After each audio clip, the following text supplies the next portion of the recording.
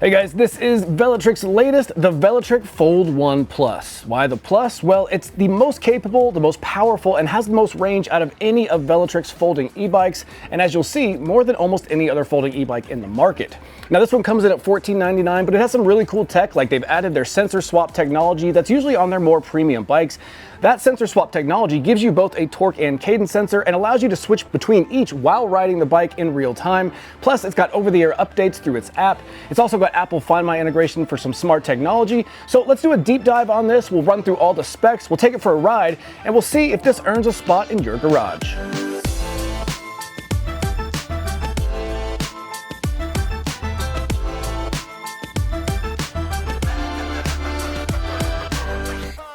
Alright guys, so some basics on the Velotric Fold 1 Plus. This is a class 1, 2, or 3 folding e-bike, meaning you can select either class 1, 2, or 3 settings, just depending on where you live or what type of riding you want to do. Now when it comes to safety certifications, they have both UL 2849 on the bike's electrical components, and the battery is 2271 certified. Plus, it's IPX7 rated for water resistance, and it has ISO 4210 durability testing, so a full suite of durability and safety testing has been put into this bike.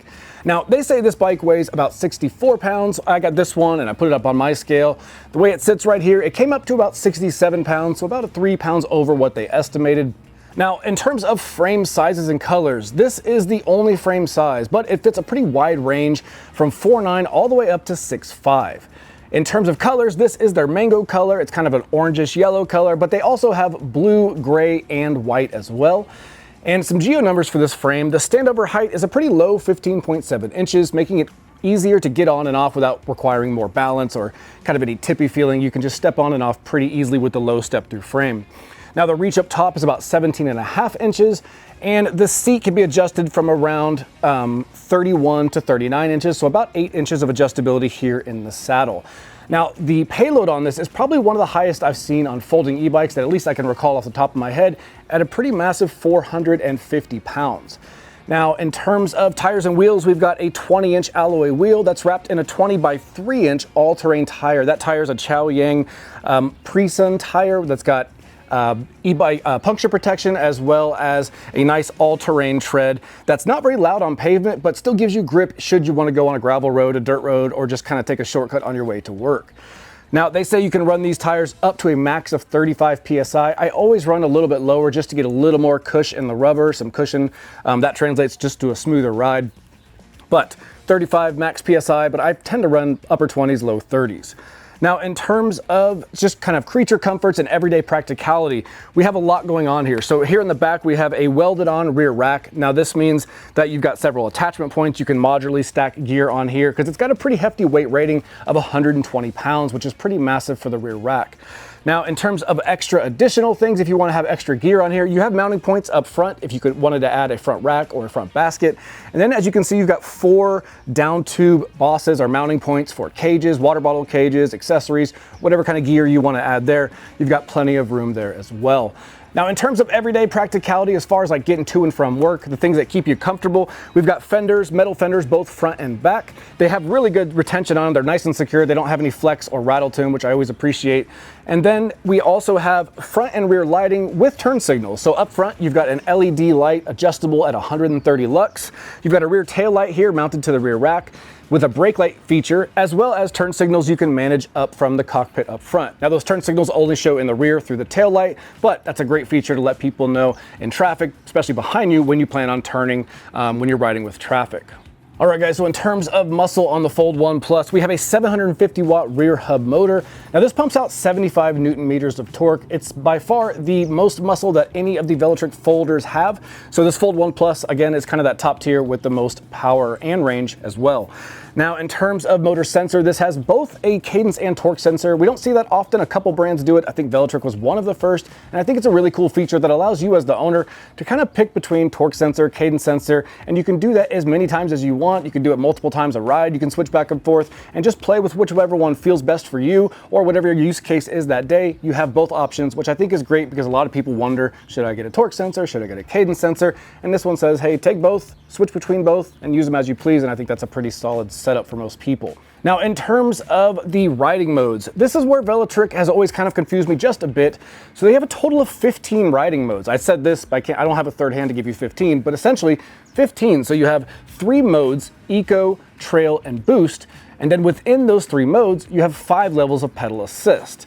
So you could be an Eco, PAS 1 through 5, Trail, PAS 1 through 5, and Boost, PAS 1 through 5. And as you can guess, each one gets progressively more punchy with the acceleration, Eco being the most mild and Boost being the highest kind of punch and power level when you're riding. Now, on one hand, Eco will give you the most range, and on the other end of the spectrum, if you use Boost all the time, you'll probably have the least amount of range, which just goes with using more power and battery when you're riding the bike. Now, the motor also has some really cool riding mode features. So you also have those 15 riding modes, in addition to things like walk mode, where you can hold the minus button on the PAS and you can walk with the bike. You can also set speed limits on both pedal assist and throttle. So if you have, maybe you're new to e-bikes and you don't want to just start off with all the power, you want to dial things back, maybe make the max speed 12, 15 miles an hour, you can do that. Maybe you have a friend riding it for the first time or a kid riding it. You can go into the app or the display and set both the pedal assist and the throttle to either one be both between 12 on the low end and 28 on the high end, which is really cool. It gives you a lot of flexibility and control over how the bike rides. Now, when it comes to this battery here, this is a 48 volt battery with 13 amp hours, giving you 624 watt hours total. And it comes with a set of keys that you can remove the battery, which I have a key here on the side. Just turn this. Whoop. So it is a little snug in there, but I've also only pulled it out a few times because it's still a brand new bike. Now, this is UL 2271 certified, and they say this setup of a 48 volt battery with 624 watt hours paired to this 750 watt motor that you can get up to 68 miles. Now, Velotric clarifies on their website that that's in PAS 1 on the Eco mode, so the very lowest settings they have.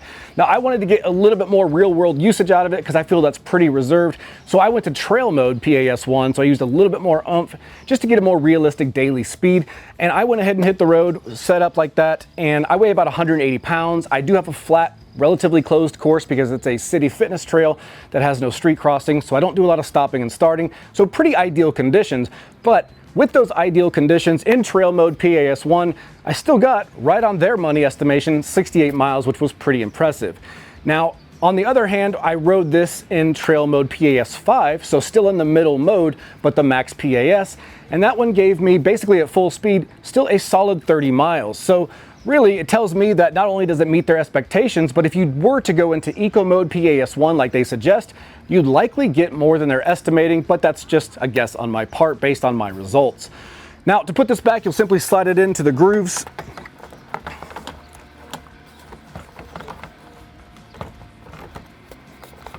I said simply, and then I didn't do it simply.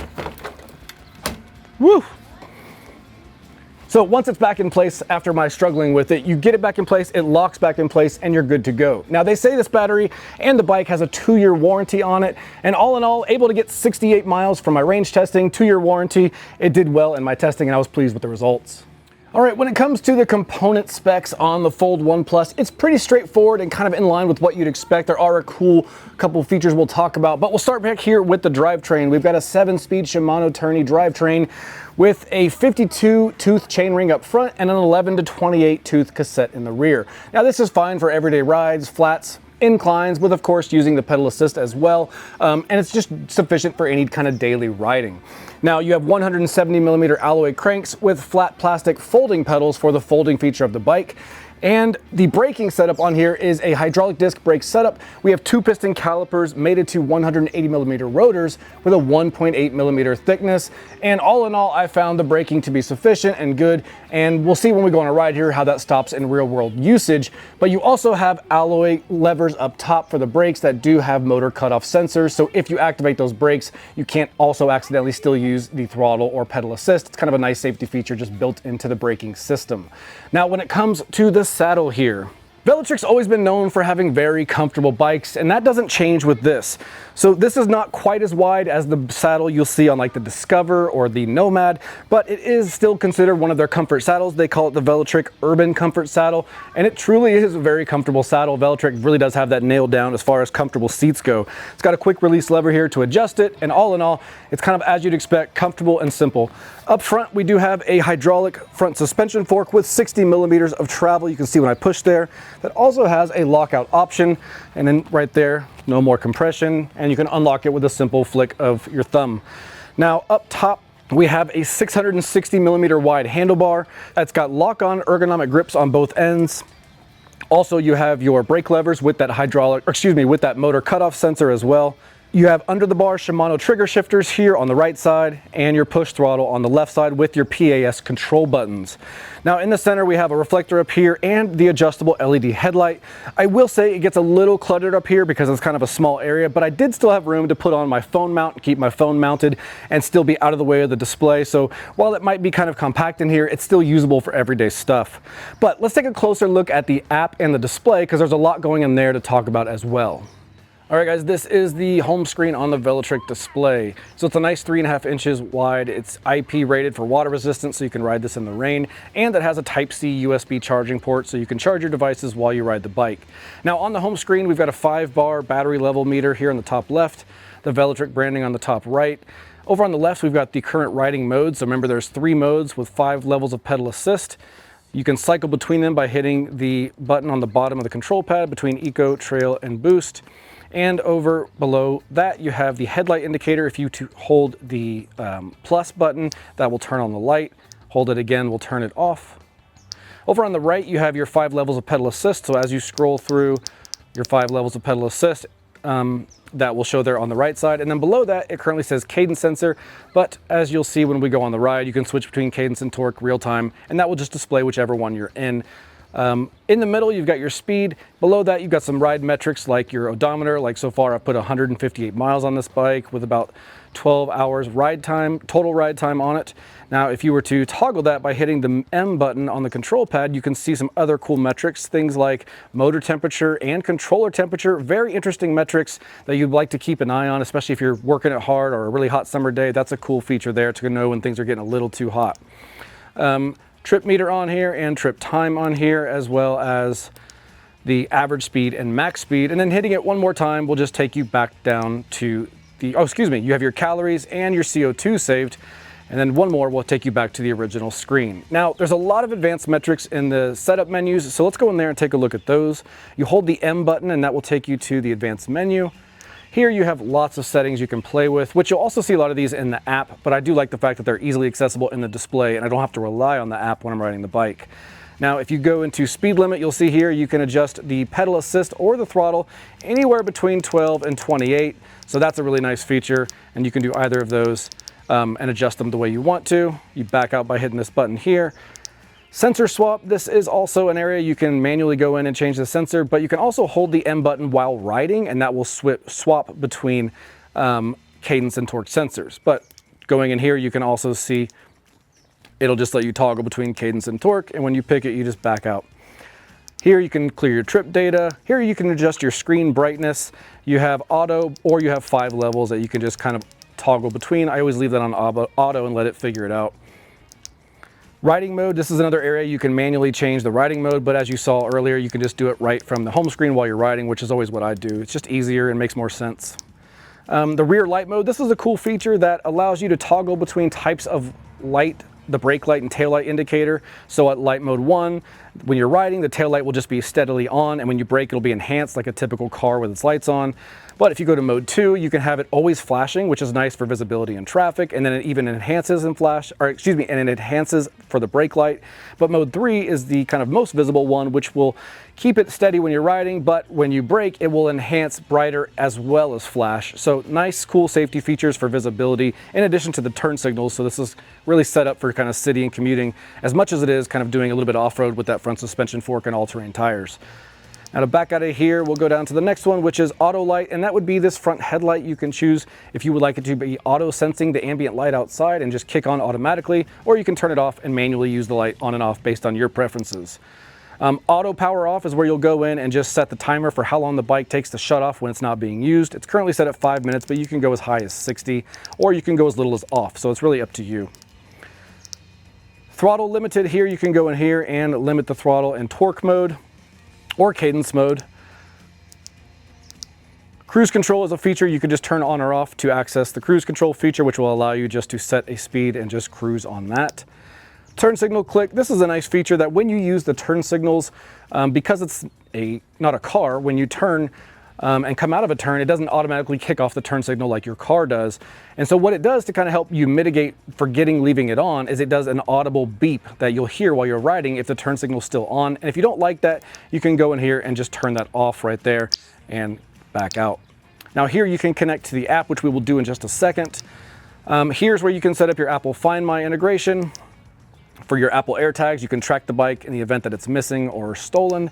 And here you can set units between kilometers per hour and miles per hour. And here you can calibrate the sensor. Right here you can get your version info, things like the display version and controller version. And that is kind of everything in the display menu. So let's go up and set the app up and show you how that works. All right guys, so this is the home screen for the Velotric app. All you do to pair your bike is just simply hit pair my bike. It'll open your camera automatically on the phone and you just scan the QR code on the bike's display. And that's really it. It'll allow you to name the bike. I just named it Fold 1 Plus here. The green light lets you know it's connected to the bike.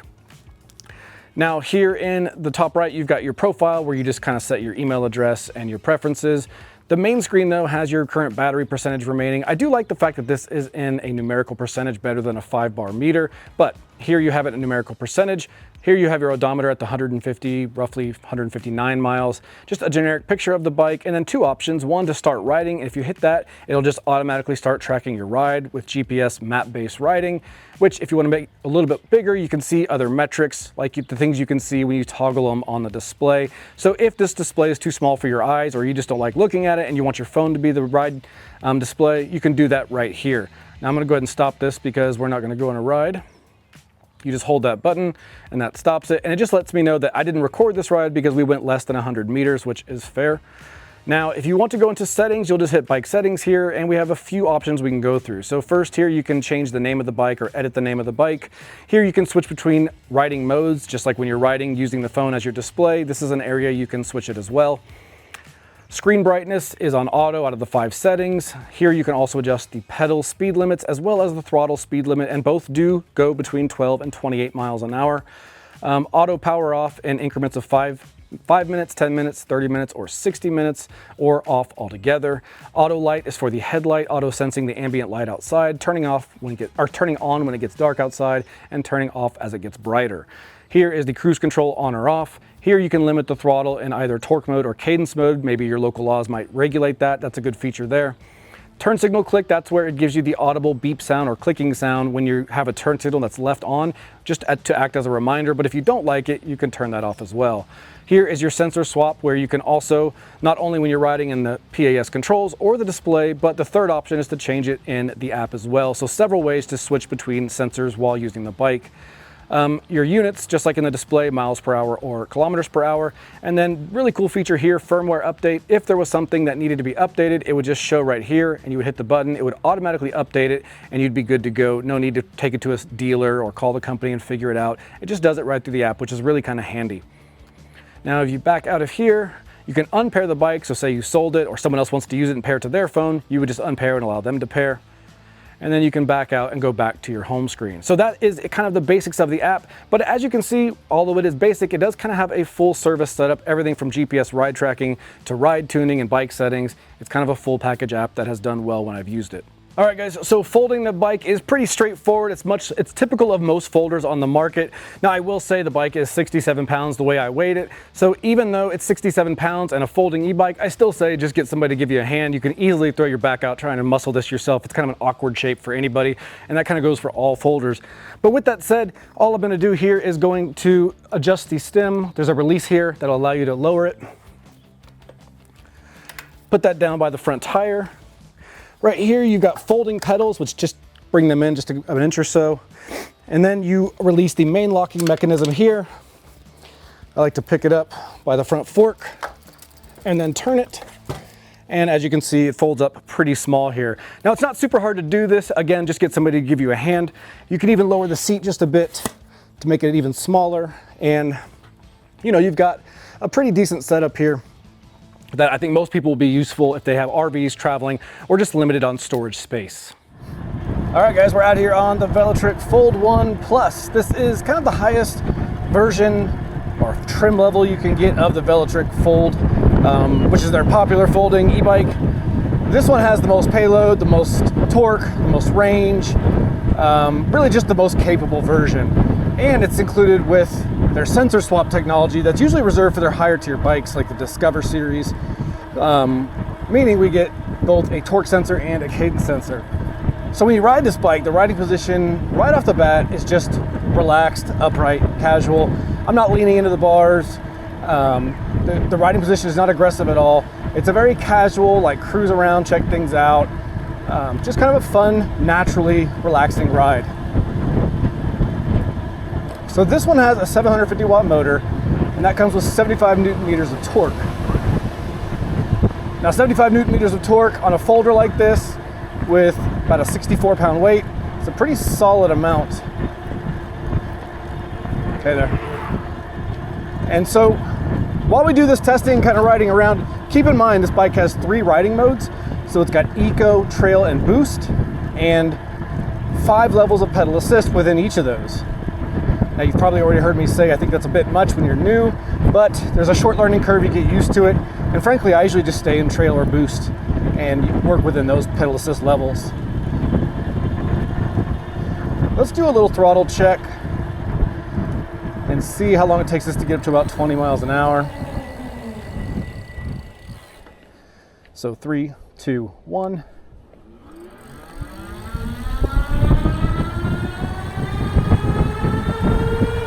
So we got there pretty quick, as you can see. We peaked right over 21 miles an hour and had no trouble getting there. Now I'm going to switch to cadence sensor mode, which is going to give us a lot more power, but for the test we're going to do here, going up these hills, I do want to do it with the most amount of power to see what it has.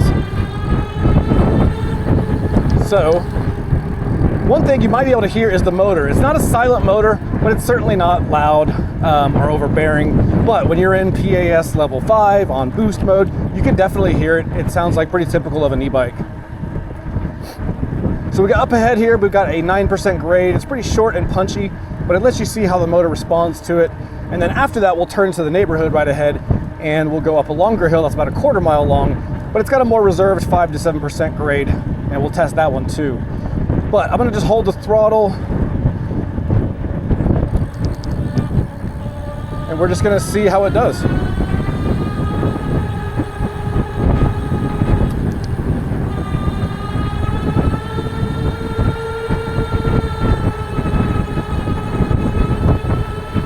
So it looks like we dropped down about 1.5 miles an hour. So from about 20 to 18.5 or 18.6, I think I saw it at its lowest. But I'm also glancing at the road while I do it. So hopefully at home you can see better than I can.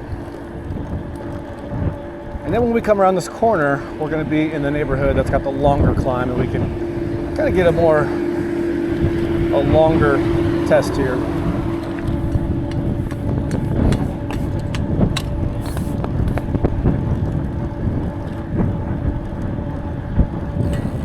All right, so here we are into the neighborhood, and we're clear. So I'm just gonna hold the throttle up this hill. It's about a quarter mile, we'll just see how it does. So it's pretty aggressively accelerating up the hill without any issues at all. You're feeling all of those 75 Newton meters of torque with that 750 watt motor. I mean, it's a lot of power. And hopefully you can see on my app here, the bigger display speeds. But it's holding like a rock. If you watch my other videos on most other bikes, you usually see a dip of 1 mile an hour or so. Every now and then on a really beefy bike, it holds like this. But this is kind of where the Fold 1 shines, the Fold 1 Plus, excuse me. It's just their beefiest, most capable version of a folder. Plus, it's got a suspension fork and all-terrain tires. So it's kind of just built to do a little bit of it all but in a more of a travel style folder bike that can go anywhere. So I'm going to use the turn signals here to turn into this neighborhood, activated right here on the display pad. I'm also going to switch back to the cadence sensor so we can talk about that. Now, if you notice, that switches from cadence to torque just by holding the M button while you're riding, and you can switch back and forth. They call it their sensor swap technology. I think it's really cool. A lot of people don't know what to get, and this gives you both and just lets you figure it out while you ride. Now, if you hear that beeping, that's because the turn signal indicators let me know that, hey, I forgot to turn off the turn signals. And that's because unlike a car, when you come out of a turn that automatically turns your turn signal off, this just still requires a manual button push. So I'm going to turn that off. Now, just so you know, if that drives you crazy, you can go into the settings and turn that sound off to where it doesn't alert you, but I think a lot of people like it just to get that reminder. So we're going to turn out onto the public road here, head down the hill, and do a little more chatting about this bike. So I'm out of the turn. I'm just going to turn off the turn signal. And I'm still in boost mode, but now I'm in torque sensor mode. I'm not going to really talk about it much on a downhill because I'm not going to be using the motor much on the downhill. So the brakes on here are unbranded, but they're 2-piston caliper, 180 millimeter rotor hydraulic disc brakes. We're currently going about 23, 24 miles an hour. I'm going to do a quick stop here in a second and see how it performs. Just want to make sure all these side streets are clear, and then I'm in a safe spot to do it. Looks like it's pretty windy today. Everybody seems to be inside. But so 3, 2, 1. So a little bit of lockup there, but a nice aggressive stop without any issues. And I was able to feather off that lockup. So there's a little bit of modulation for you to work with in there and kind of fine tune your stop based on, you know, how quick you're trying to stop and preventing that back tire from locking up. There's the car. All right, so let's get back on the path here.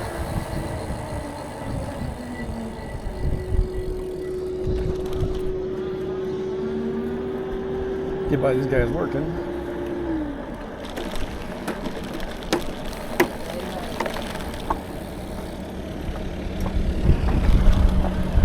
All right, so the torque sensor on here, like most Velotric bikes at this point, feels really good.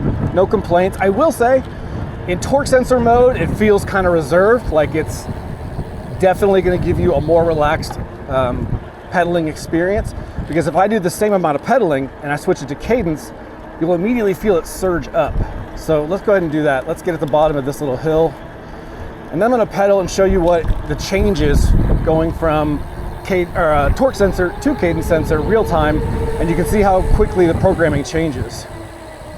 So let's just cruise here. We're in 4th, our PAS level 4 on boost mode using a torque sensor, just cruising around 14 miles an hour, 13 to base my app, somewhere in the middle probably.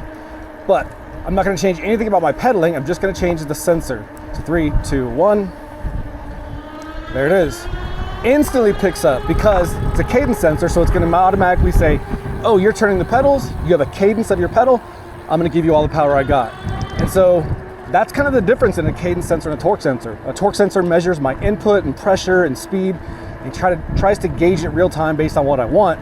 And a cadence sensor just says, hey, we're going, let's go. And that's what it did. But having both, I think, is a strong selling point that I wish more brands would do.